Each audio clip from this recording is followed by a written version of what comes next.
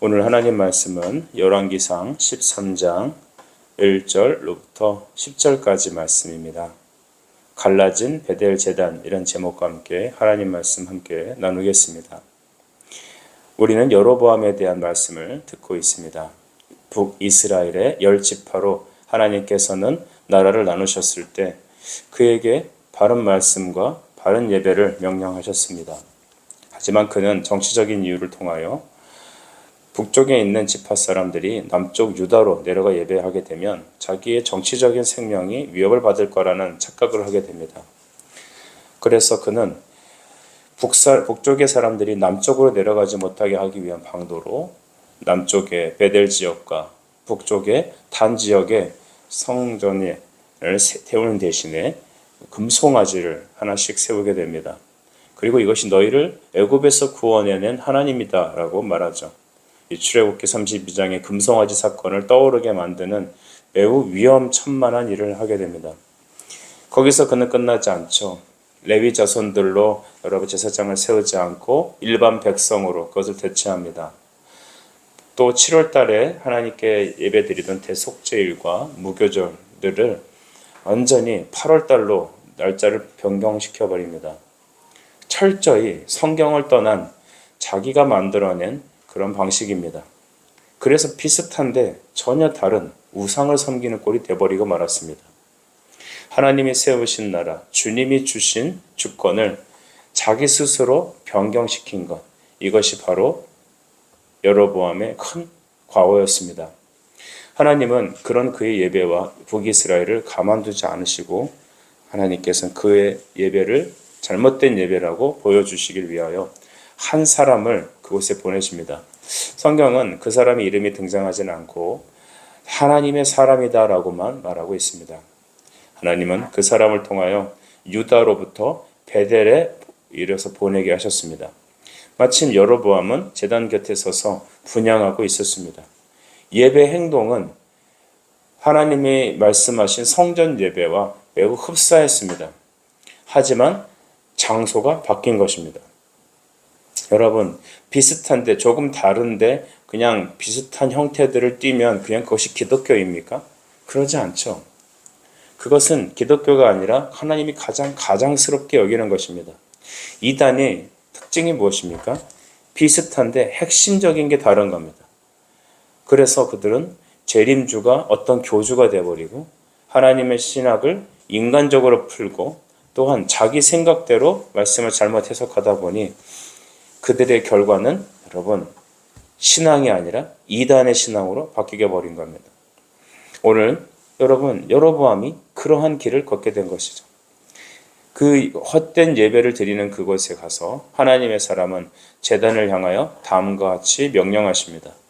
2절인데요. 하나님의 사람이 제단을 향하여 여호와의 말씀으로 외쳐 이르되 제단아 제단아 여호와께서 이와 같이 말씀하시기를 다윗의 집에 요시야라 이름하는 아들을 낳으리니 그가 내 위에 분향하는 산당 제사장들을 내 위에 세워서 제물로 바칠 것이다.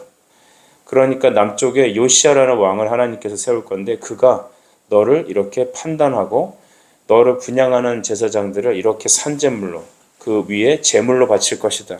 이렇게 말씀하신 겁니다. 과연 하나님께서는 요시야 왕을 후에 준비하셔서 이런 일을 행하시죠. 그만큼 하나님은 당신이 받으실 합당한 예배를 변개하는 것들을 견디질 못하십니다. 그 결과 여러분 그 징조로 제단이 갈라지고 또 재가 쏟아질 것이라 3절에서 말하고 있습니다. 오늘날 이 모습을 보면서 우리는 우리 교회의 모습들을 봅니다. 이 지상의 교회는 완전하지 않지만 지상의 교회가 하나님의 말씀을 떠나고 그 예배가 타락하고 즉 예배드리는 형식은 그냥 기독교적인 모습인데 선포되는 말씀이 하나님의 말씀이 아닌 다른 것이라면 또 다른 복음이라면 또 그들의 예배가 성경적이지 않고 그들의 예배가 세상을 맞춰 따라가는 세상의 문화를 맞춰 교회 문을 낮추는 것이라면 여러분 그것은 어떤 모습이냐면 여로보암의 예배와 마찬가지인 것입니다. 하나님은 그런 교회를 향하여 여로보암에게 하셨던 이 하나님의 사람 말씀으로 그대로 말합니다.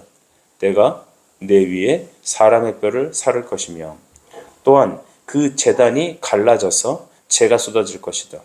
여러분, 이 현상은 오늘날 우리 삶에 그대로 드러나고 있습니다. 한국교회는 하나님의 영적인 은혜를 쏟아부어 주셔서 과거에 교회만 세우면 다 부흥했습니다. 개척만 하면 여러분 사람들이 몰려서 꾹꾹 채웠습니다. 하지만 우리는 여로보암의 예배로 나가지 않았습니까? 우리의 예배는 여러분 하나님을 섬긴다는 이유로 다른 예배를 드리기 시작했습니다. 우리의 말씀은 십자가의 말씀이 아닌 성도들의 삶과 현대에 맞춰서 가다 보니 교회의 문을 낮추다 보니 복음은 사라지고 윤리가 남고 또한 십자가의 은혜는 사라지고 사람을 높이는 그런 감정적인 상태로 기독교가 변질되었습니다. 오늘날 젊은 청년들은 예배하면 하나님의 말씀에 감격하면 말씀이 중요하지 않습니다. 그들은 바로 느낌이나 감정이 중요합니다. 디자인이 중요합니다. 컨텐츠가 중요합니다. 그래서 여러분 복음을 떠나고 다른 것이 복음의 플러스 다른 것이 혹은 복음을 대체하는 어떤 합리적인 무엇이 우리 기독교 안에 깊이 들어왔습니다. 또 더 문제는 하나님을 자기의 어떤 유용한 존재로 이용하는 것입니다. 하나님을 섬기면 그 후에 무엇이 주어지고 주님을 잘 섬기면 뭐가 되고 하냐면이 내가 하나님께 무언가 드린 것이 있어서 하나님도 나에게 무언가를 주실 거라는 그런 종교적인 생각을 갖게 됩니다. 이것은 신앙이 아닙니다. 이것은 자기 착각입니다. 그냥 하나님께 예배하면 됐지 않느냐. 저 대표적인 게 여러분 인터넷 예배가 아닌가 생각합니다. 여러분 가정에서 인터넷 예배 드리면 편하잖아요. 몸이 좀 불편하면 오늘은 좀 힘드니까 교회 가지 말지. 여러분 그런 게 현대인들의 입에 그대로 나옵니다. 오늘은 여기 해외여행 가야 되니까 하나님께 예배하는 대신에 그냥 간단히 가족끼리 야외에서 인터넷 예배 틀자. 오늘 좀 다른 교회 목사님 설교 들으면서 우리 예배를 대체하자. 이런 일들은 여러분 오늘날 베델에서 드려지는 여로보암이 만들어낸 그런 예배라 할 수 있습니다. 갈라디아서 1장 1절은 말씀하시죠. 사람에게서 난 것도 아니요 사람으로 말미암은 것도 아니요 오직 예수 그리스도와 그를 죽은 자 가운데 살리신 하나님 아버지로 말미암아 사도된 바울은 이라고 말했습니다. 심지어 그는 우리가 전한 것 외에 다른 복음을 전하면 너희가 받은 것 외에 다른 복음을 전하면 저주를 받을지어다 라고 했습니다. 여러분 하나님의 말씀, 하나님의 예배를 변개하는 것들은 어떤 결과를 추구합니까? 바울의 말을 따르면 저주를 선포하는 것입니다. 그래서 하나님은 하나님의 사람을 보내셔서 그 제단을 향하여 다음과 같이 심판의 명령을 하시죠. 그 징조는 제단이 갈라지며 3절에 재가 쏟아질 것입니다. 그래서 한국 교회가 무너지고 있는 겁니다. 말씀에서 떠나고 우리의 예배가 타락하다 보니 세상으로 향해 달려가다 보니 우리의 신앙이 하나님 말씀 신학이 아닌 그리스도 중심의 십자가 보혈의 은혜를 추구하는 것이 아니다 보니 그냥 세상과 비슷해지고 도덕을 믿는 것이고 하나님께 투자했으니 하나님이 내게 뭘 주실 거라는 그런 자가당착에 빠지게 되는 겁니다.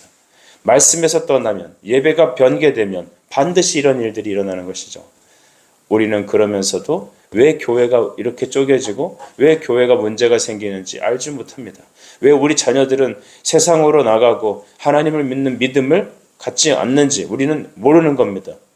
어렸을 때 부모 따라 교회 다녔는데 지금 여러분 자녀들은 정말로 하나님을 섬기고 있습니까? 그 이유가 무엇일까요? 그들이 복음을 듣지 못해서 아닙니까? 여러분 신앙생활 똑바로 해야 합니다. 우리 무슨 말씀을 듣는지 바로 알아야 합니다. 잘못된 말씀 선포와 우리의 변개된 예배를 하나님 앞에 드리게 되면 하나님은 그 제단을 깨뜨리셔서 죄를 쏟아지게 하실 겁니다. 여로보암이 이 말을 듣고 어떻게 했을까요? 가만히 있지 않았겠죠. 그는 이제 4절 후반에 보면 손을 펴서 그 사람을 잡으라고 합니다. 근데 그를 향하여 손을 딱 폈더니 손이 말라갔고 다시는 거두지 못했다고 하죠. 그리고 그 징조대로 제단이 갈라지고 단에서는 재가 쏟아졌습니다.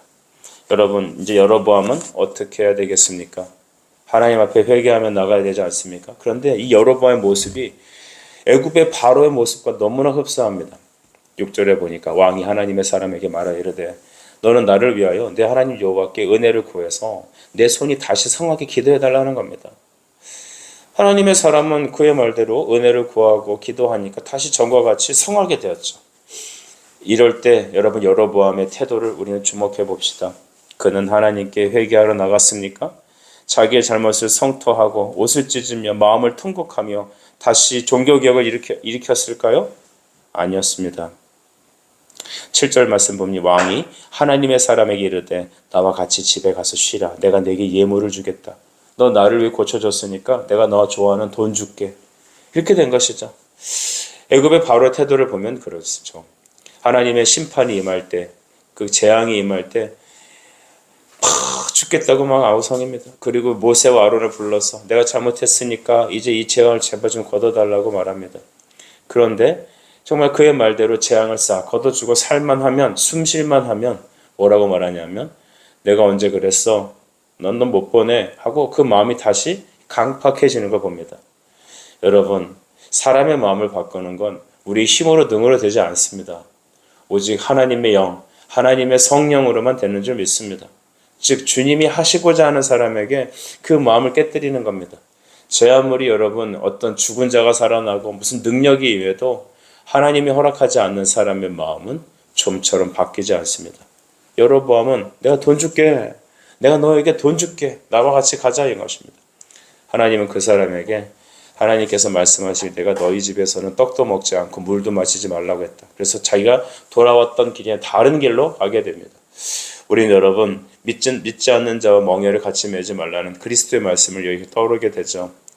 믿지 않는 자와 멍에를 같이 매지 말라는 것은 인격적인 교제를 나누지 말라는 것입니다. 우리 주변에 예수 믿지 않는 내가 사랑하는 것들, 내가 좋아하는 사람들 분명히 있습니다. 그런데 그 사람들이 내 신앙을 갉아먹고 내가 자꾸 그들의 문화를 따라가고 그들과 함께하는 게 좋기는 좋은데 자꾸 내가 내 믿음 연약해지는 경우가 있습니다. 그럴 때는 뭐 해야 됩니까? 손절해야 합니다.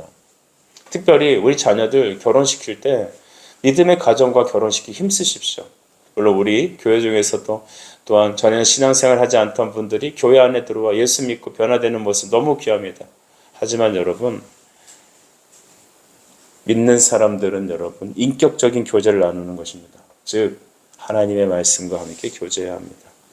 하나님은 이 예수를 믿지 않는 하나님의 변화받지 못하는 이 사람을 향하여 다시 그와 영적인 교제를 맺지 말라, 인격적인 교제를 먹지 말라 하는 의미로 먹지 말고 같이 마시지 말라고 했습니다. 이것은 우리에게 시사하는 바가 매우 큽니다. 저는 오늘 말씀을 정리하고자 합니다. 여러분, 하나님께서는 북이스라엘도 사랑하세요. 그래서 하나님의 사람을 보내신 거예요. 그의 예배를 바꾸기를 원하셨습니다. 그가 범죄하고 있다는 사실을 깨닫게 하시기를 원하셨습니다. 하지만 그는 좀처럼 변하지 않죠. 내가 너에게 돈 줄게. 나 이거 고쳐주면 돈 줄게. 그의 생각은 지극히 세속적입니다. 하나님과 상관없는 사람이죠. 그런 사람들과 어떻게 우리가 떡을 먹고 물을 마시겠습니까? 우리 주변 사람들, 믿지 않는 사람들과 장사할 수 있고 교제할 수 있고 또한 그들 어머니들과 차도 마실 수 있습니다. 하지만 그들과 마음이 연하여서 인격적인 교제는 나눠선 안 되는 겁니다. 하나님은 그들과 함께 먹지도 말고 물도 마시지 말라고 했습니다. 오늘 이 베델의 제단이 깨어지며 죄가 쏟아졌습니다. 한국 강단도 그러고 있습니다. 여러분 요즘 영국에 있는 사람들, 특별히 이 버밍엄이나 이런 쪽에 있는 사람들은 거의 파산 지경에 이르고 영국은 그 어느 때보다 가난한 것을 이제 모면하고 있습니다. 나라가 자꾸 국운이 기울고 있습니다.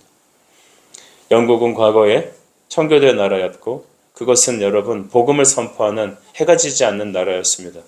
하지만 그들은 스스로 교만하였고 하나님 말씀을 떠나고 그들의 예배는 멀어졌으며 그들은 여러분 교회는 사양길로 가게 됩니다. 이젠 기독교 국가라는 그런 닉네임은 사라지고 전도의 대상의 나라가 되어 선교국이 되었습니다. 선교하는 대상의 나라가 되었습니다. 우리 한국은 하나님께서 이 모습을 바로 직시하기를 원하십니다. 코로나 이후에 한국에 사라진 교회가 많고 오늘날 교회들은 많은 분쟁과 젊은이들과 자녀들은 교회를 떠나고 있습니다.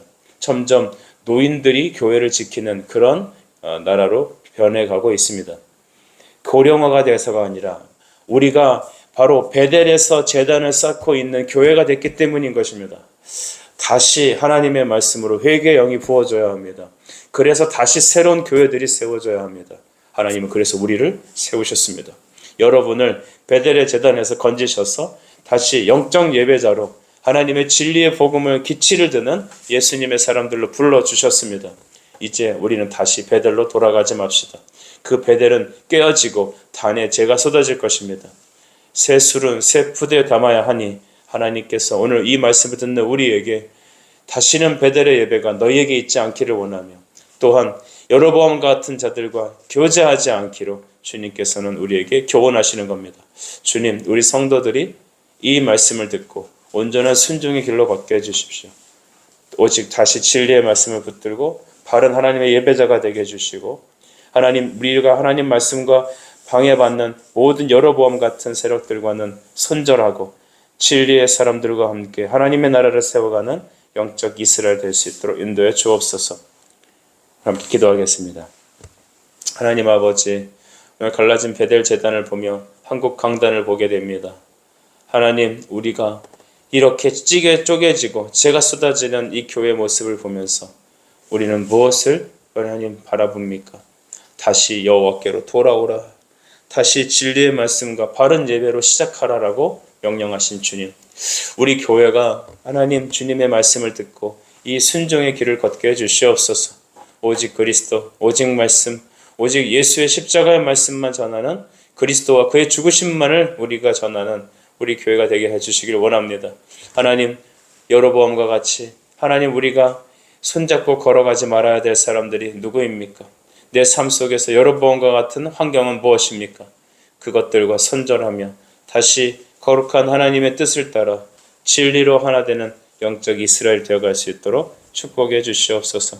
예수 그리스도 이름으로 기도드립니다. 아멘.